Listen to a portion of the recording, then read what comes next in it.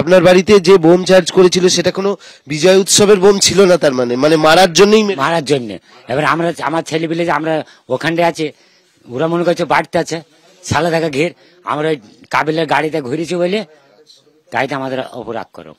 মোলান্ডিতে মহসিন শেখের বাড়ি এবং এই বাড়িও কিন্তু আক্রমণের মুখে পড়েছিল। এই বাড়িতেও বোমা ছোড়া হয়েছে, আমরা দেখেছি যে বাড়ির বাইরে রয়েছে বোমার দাগ এবং এখানে একটি খোলও আমরা দেখতে পাচ্ছি, যে খোল এই খাটের তলায় ঢুকে গিয়েছিল এবং বাড়ির যারা রয়েছে সেই খাটের তলা থেকে এই খোলটি বের করেছেন। এটা সকেট বোমের খোল আমরা যেটা দেখতে পাচ্ছি এবং তার পাশাপাশি এখানে এই যে সকেট বোম চার্জ করা হয়েছিল সেটা দেখলেই বোঝা যাচ্ছে। এখানে কিন্তু জাল কাঠি অনেক পড়ে রয়েছে, আমরা দেখতে পাচ্ছি স্প্লিন্টার যেটাকে বলা হয় স্প্লিন্টার, এখানে যেরকম আমরা দেখছি যে ধারালো স্প্লিন্টার সেটা এখানে পড়ে রয়েছে।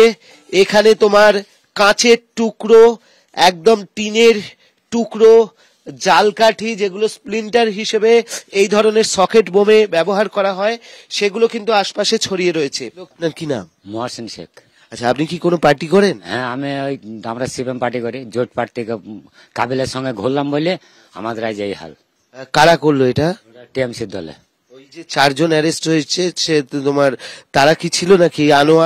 আনোয়ার গাওল ওদের ফ্যামিলিটাই, আনোয়ার, মনোয়ার, কালু আর আদর, এরা 4 জন অ্যারেস্ট হয়েছে। হ্যাঁ হ্যাঁ, এরাই করেছে। আর গাওল হুকুম দিয়েছে, আদর হুকুম দিয়েছে যে সকেট মার। আর এই আনোয়ার, মনোয়ার, কালু এরা তারপর আদর, এরা কোন পার্টি করে? ওই টিএমসি করে।